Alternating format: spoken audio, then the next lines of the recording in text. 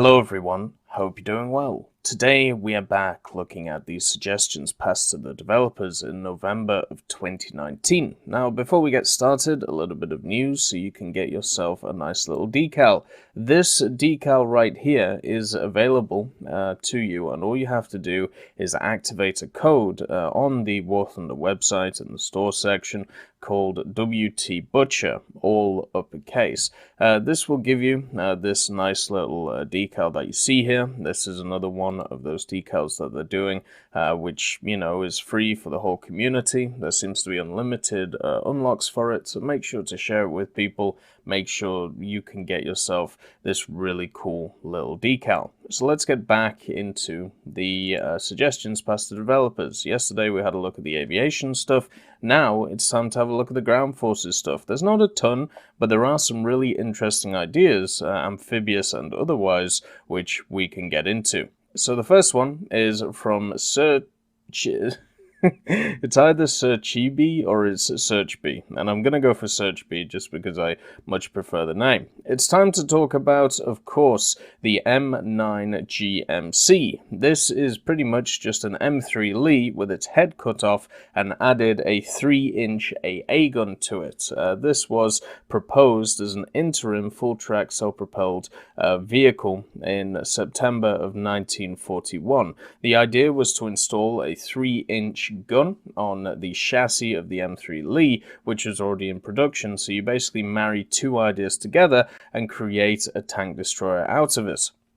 The vehicle itself, on the 23rd of October, was approved for a project, and it became known as the 3-inch T24 GMC. It was built by Baldwin Locomotive Works and delivered to Aberdeen Proving Grounds in early November. The firing test showed the tank was overall stable, so obviously that's great, but the problem is that it didn't have great gun mounting. The gun mounting on it was way too high. This meant that it had an elevation of 15 degrees, but a gun depression of only 2, meaning that getting gun on targets was not exactly always easy to do for this machine. Therefore, they decided to go back to the drawing board a little bit, and in January 1942, the gun was removed and the vehicle was returned to Baldwin for conversion to the 3-inch T40 GMC. Now, what happened is after the attack on Pearl Harbor in December 1941, they decided to develop the T40 once again, moving back to the original ideas that they had, but instead mounted the 3-inch M1918 AA gun on the M3 hull. So they modified the front of the T24, the pre-existing M3 with the head cut off, and they put the gun lower in it to increase its guidance, therefore solving some of the issues that they ran into with the first one. The gun was mounted by installing its traversing base ring on a firing platform just above the propeller shaft. This actually gave it interesting traverse, up to about 33 degrees worth, and the trunnion mounts was cut down by about 30.5 centimeters to lower the gun. More tests began at Aberdeen in 1942, and modifications were authorized with this machine to permit loading the gun at elevation up to 20 degrees. The elevating handwheel was relocated to allow a one-man operation, and the ammo racks were relocated. Now, what was kind of interesting is this machine was actually approved for production, which is why it has a GMC classification. It isn't just known as a T-series, in the form of the T40. Instead, it was known as the 3-inch M9 GMC. But after being approved, what they decided to do was they realized the problems that the machine had. So after approving it, after setting it up for production, they realized that the mobility was a problem with this machine. And if you know anything about the tank destroyer doctrine for the Americans during the start of the war, it was very much around mobility. That's why you have stuff like the M10, the Hellcat eventually actually appearing. And the other problem that this machine ran into is that they only had 27 M1918 guns available. So therefore, because they had such a limited number, manufacturing costs would be excessive of creating this machine, and also there were no facilities which were designed to even begin building this project and putting it together. So you had all of these problems for this machine, and on top of this as well, the 3-inch M10 GMC would also reach production, and therefore this project was cancelled on the 20th of August 1942. So the M9 did make it to what we would class as a production standard, but it was just never produced because of the litany of problems that you have. And this is something you'll find a lot with American, stuff. It will get passed to production but never really make it because they kind of look at other factors and everything kind of falls apart. So yeah, it's an interesting story, and definitely it would be nice to see this as an event vehicle or just in the standard tech tree, since it obviously was fully built and tested. The next one is from Cade, and he's here talking about the Rad Kampfwagen 90, or the Rad Panzer 90, which is a really, really cool name, by the way. I really like the idea of something called the Rad Panzer,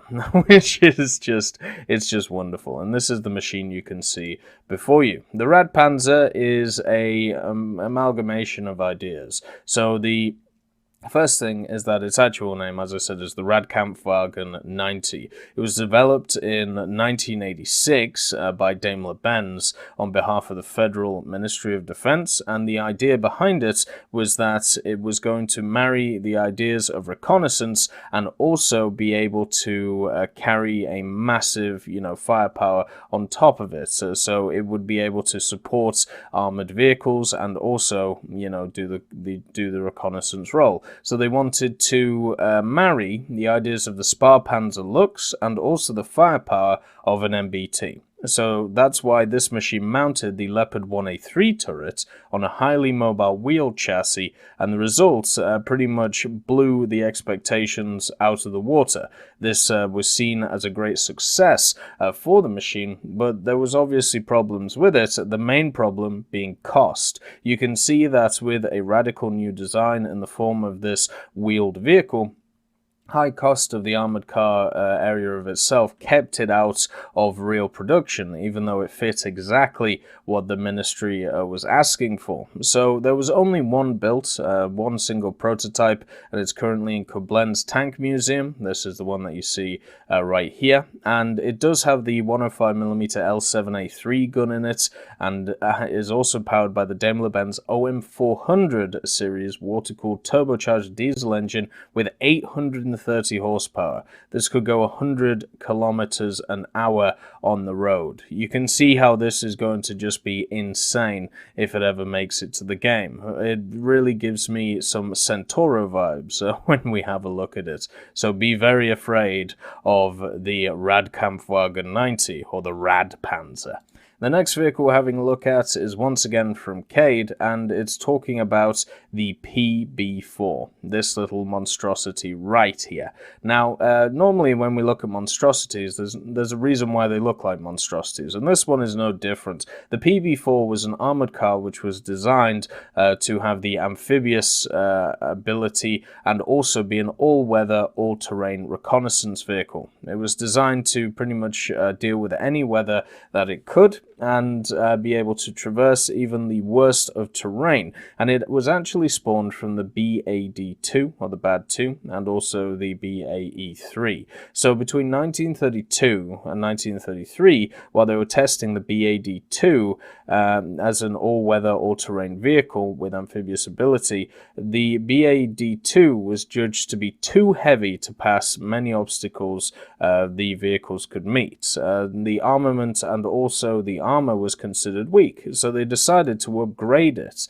And this is where the PB4 comes in. The PB4 was designed to be better in everything that the BAD2 lacked. The gun was upgraded to a 45. You can see right there in the picture, this is actually a T26 turret with the 45mm put in it. The armor wasn't really better, but the hull itself was overall lighter. It actually used a basis of the Ford Timken 6x4 chassis, which is a really, interesting little idea. So this thing is a 6-wheeled vehicle overall.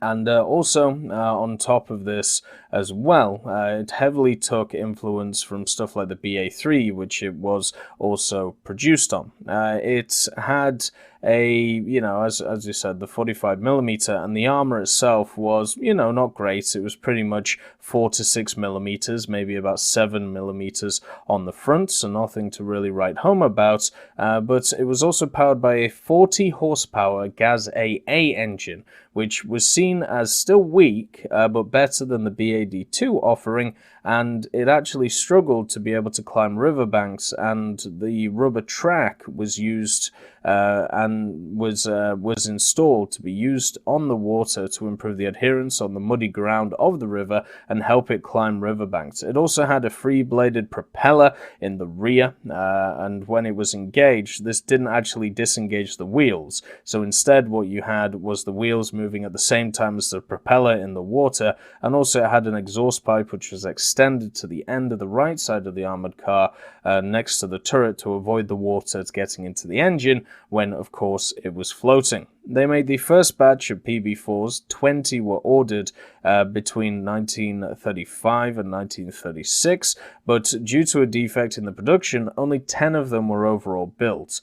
So this small series was used for operational tests in the Russian army in provision of an official adoption of the PB4 into service, but the vehicle remained only, 10. There was no more which was ever built with this, and the reason for that is because the speed on the road was good, but in water it was considered slow, and the maneuverability was also disappointing compared to the newly made BA6, which hopefully we get in game as well.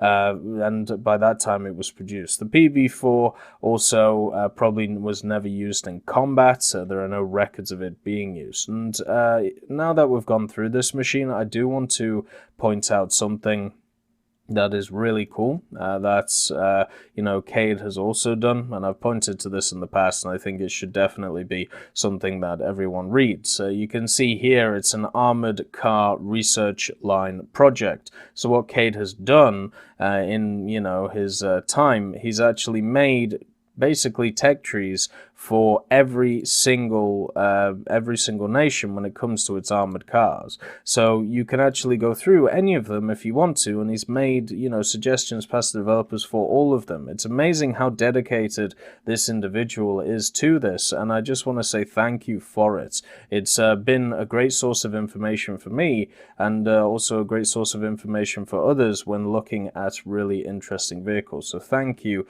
to him for doing all of this. The next vehicle is from Super Cacti, and Super Cacti is bringing along the TOG 2, but not just the average standard TOG 2 that you would see, the one with the 17-pounder, the increased armor, and so on and so forth. The one that everybody talks about because it's sat in Bovington. There are actually other vehicles which were TOG standard, I suppose you would class it as, seen as variants of the TOG. So you have some wooden ones, and then of course you have some built ones. So let's talk about the wooden ones to start with. The first official TOG 2 was this machine right here that you see before you. This had access to, well, since it was a wooden mock-up, it didn't have access to anything, but just, see it as one of those vehicles which, this is what was supposed to be imagined as the TOG 2. So in the turret, it had a 76.2mm, a 3-inch howitzer, a 40mm 2-pounder, and then of course in the hull it had a 3-inch howitzer as well. So it would have two 3-inch howitzers, a 2-pounder, and then 6 7.92mm 7.92s overall. You can see two either side on these interesting areas. You can definitely see why this was heavily heavily built off World War I designs just by looking at it. Then you have option 2, which has a slightly different turret. It only has a 6-pounder in it with a 7.92 Bezer, and then of course you have the 76.2, the 3-inch howitzer right here, which is used by the Churchill Mark I. Then you have 5 7.92mm Bezers as well. Then you have the actual TOG2, the big turret TOG2, which was fully built. This is the machine right here. It had access to a 2-pounder and a 76.2mm 3-inch gun in its turret. Here's an actual little video of it flying about the place. It also had two 7.92mm Bezer machine guns in the turret on the left and the right of the cannons, which is just really awkward when you think about it, and then a hull-mounted 7.92. So they ditched all of the large caliber guns out of the hull and instead went for this massive turret that you can see here. Then you have the 365A style turret, which I believe was never actually had the gun mounted in it. I might be wrong about that though. So this is a picture of the 365G turret, which was an earlier unarmed version of the 365GA. Oh, sorry. So the G variant was the one which never had a gun, which you can see here.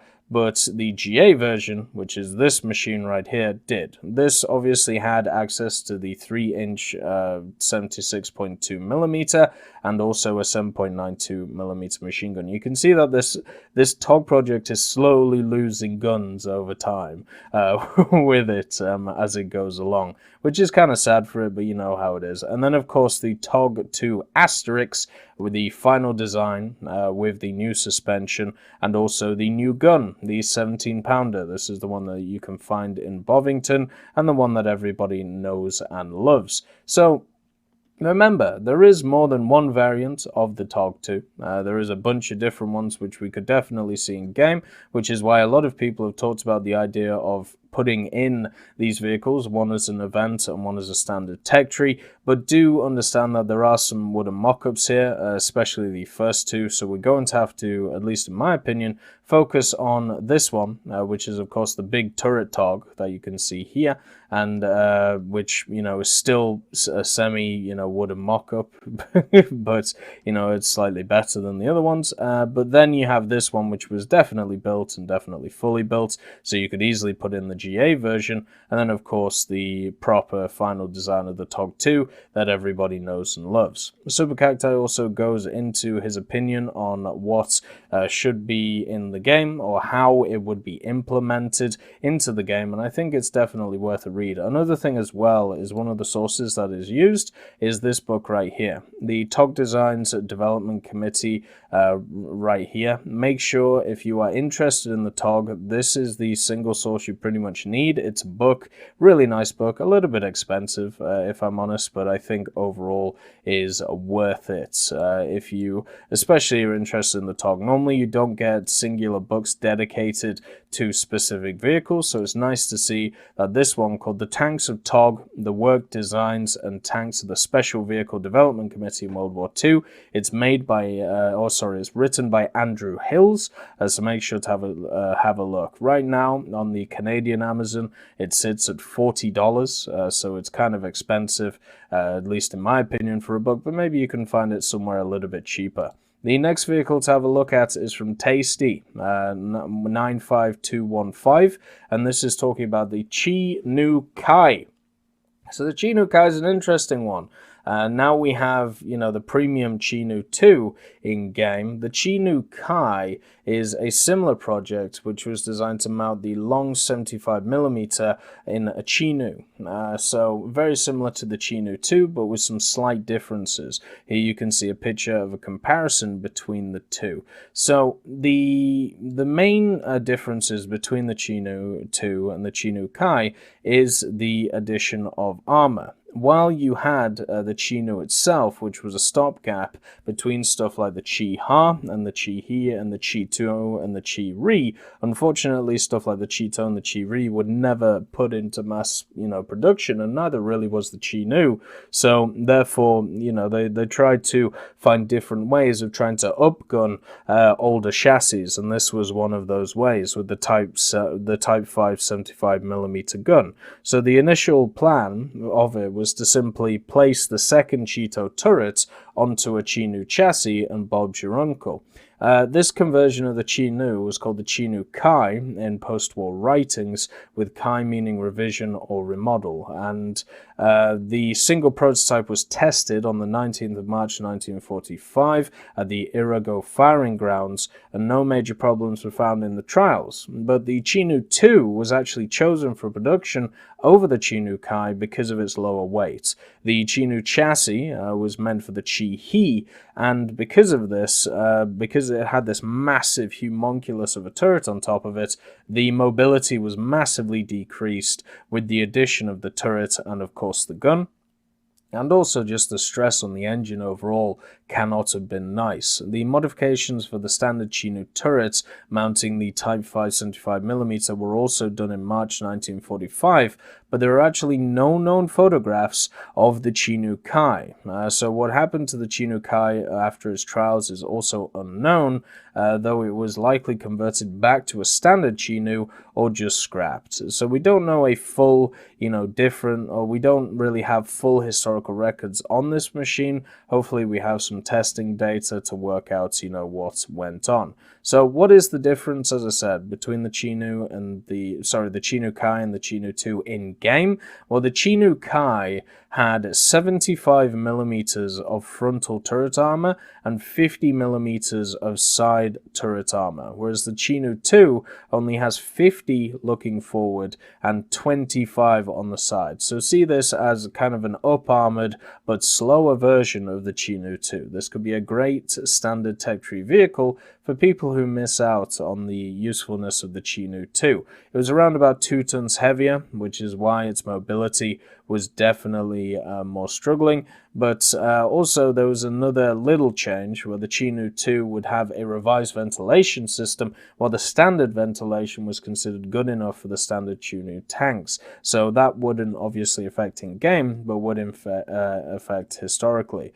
One of the pictures which was really striking to me when looking at these was this one right here. The little drawing that we have, the black and white sketch, because you can see how wide the turret is compared to the chassis. This must have put so much stress on the chassis overall, and even in the game, you can see the picture here, which shows the Cheeto turret on the Chi-Nu chassis. Look how wide it is compared to it. Who ever thought this would be a good idea for the basis of this turret? It cannot have felt comfortable, especially on that suspension. I feel incredibly bad for it. Now, let's move on to the last article, which is from Miki Hoshi, and this is talking about the M64 light tank of the Republic of China. So the M64 light tank is when you take a Duster and you marry it to an M18 Hellcat. That's pretty much, how this went down. The M64 started in the 70s because basically the problem that they were having with their M18s is the engines that the M18s had were old and tired by the 70s. You've got to think that they were probably produced, 25 years before this, at least, and the maintenance just was becoming really difficult on them. So the Army Ordnance Department ordered the mating of the M18's turret to the M42 Duster's hull. So it was just a weird hybrid mix of the M42 Duster with M41 boxes on the side with the M18 turret as well. So the vehicle obviously retained the 76mm found on the M18 and also had a 30 cal and a 50 cal, so very similar to the M18 Hellcat we have in game. And there was about 42 or 50 of these vehicles converted between 1975 and 1978, and they were fielded with the 751st Battalion of the 202nd Armored Cavalry Corps and would later be transferred to the newly founded 561st Armored Brigade at Penghu County. The M64 didn't perform as well as the M41s and were retired eventually in 1981. So even by the time that these things were being produced, they were being outdone by some of their counterparts in the form of the Bulldog. But I still think, This is a really interesting idea,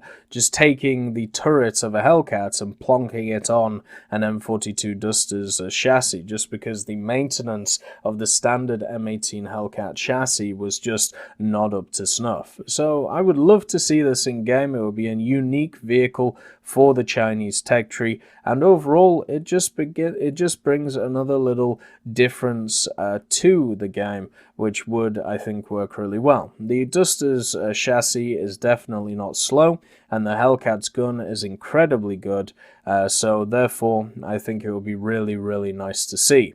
Anyway, that is all of the stuff which was passed to the developers in the Ground Forces section of November 2019. I hope you all have a wonderful day, and also don't forget to activate that code for the decal. I'll see you next time. I'd just like to thank Ambrosius McClellan, B. Young, Blackie, Daniel Stanton, Jay Wilt, John Ryman, Joseph Anders, Martinez, Moxie, Super Cacti, Uyins Terry, Elove Goat, and Seductive Trashcan for supporting the channel.